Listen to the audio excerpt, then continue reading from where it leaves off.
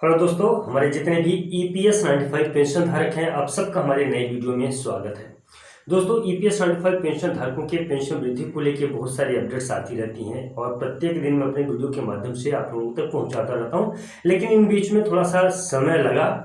आज EPS 95 pension धारकों की स्थिति ऐसी हो चुकी है कि पेंशन वृद्धि को लेके जितना ज़्यादा संघर्ष पेंशनर्स करते चले जा रहे हैं, पेंशन उतने ज़्यादा उनसे डिले होती चली जा रही है, यानी कि पेंशन उतने ज़्यादा जो तो वो उनसे दूर होती चली जा रही है, ऐसा प्रतीत होता है।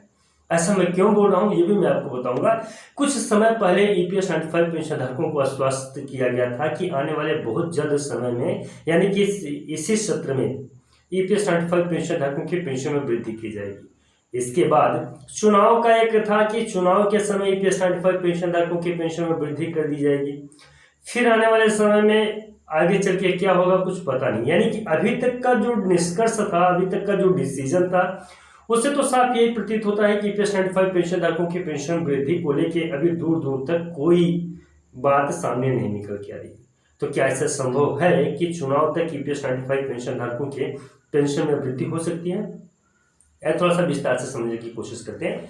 देखिए, समझना यहाँ पे वैसे बेसिकली है कुछ नहीं, सिर्फ हम लोग ये जानना चाहते थे कि क्या ईपीएफओ ईपीएस 95 पेंशन धारक मिनिमम पेंशन हो या हायर पेंशन हो देने के लिए कब तक एग्री हुआ है, यानी कि कब तक उनको पेंशन की राशि मिल जाएगी।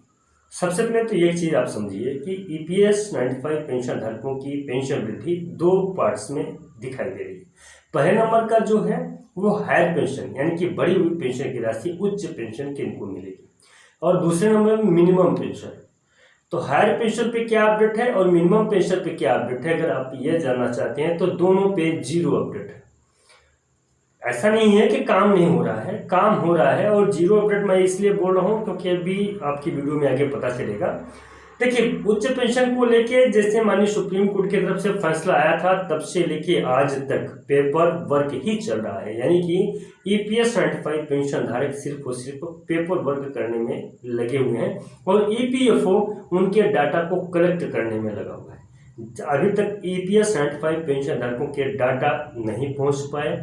ईपीएस 95 पेंशन धारकों का डाटा पहुंच नहीं पाया तो ईपीएफओ अभी ईपीएस 95 पेंशन धारकों को कितनी पेंशन की राशि, कैसे उस पेंशन राशि को मैनेज करना है, उसका कैलकुलेशन क्या है, उसका आधार क्या है, किस तरीके से ईपीएस 95 पेंशन धारकों को पेंशन की राशि मुहैया करवानी है, इसका एक फॉर्मेट ऑलमोस्ट हमारे सब तैयार है, लेकिन इसके बावजूद भी पेंशनर्स को पेंशन की राशि नहीं मिल पा रही। ये एक बड़ा वजह है ईपीएस 95 पेंशन धारकों की। दूसरी बात करेंगे मिनिमम पेंशन को लेके। हालांकि ईपीएफओ ने अभी तक तो इस पर कोई बड़ा प्रतिक्रिया नहीं दिखाया है मिनिमम पेंशन को लेके, लेकिन राष्ट्रीय संघर्ष समिति की टीम जो है वो लगातार ईपीएस 95 पेंशन धारकों के पेंशन वृद्धि को लेकर बातें कर रही है। अभी हाल ही में एक बैठक हुई थी, त्रिपक्षीय वार्ता भी हो चुका है, दिल्ली की बैठक हो चुकी है, और साथ ही साथ में अगर बात करें राष्ट्रीय संघर्ष समिति के टीम के द्वारा तो उनके द्वारा मुलाकात भी सबसे किया जा चुका है। और अभी हाल ही में भोपाल में एक बड़ी बैठक हुई थी 2 दिवसीय, सीबीटी के सदस्यों के साथ भी मुलाकात हुई है, और वहाँ ईपीएस 95 पेंशन धारकों की जो मिनिमम पेंशन की बात होती है वो मिनिमम पेंशन 8,500 रुपये तक करने की बात करते हैं। लेकिन इसके बावजूद भी ईपीएस 95 पेंशन धारकों की पेंशन वृद्धि की अगर बात करें तो पेंशन की वृद्धि नहीं हो पाती।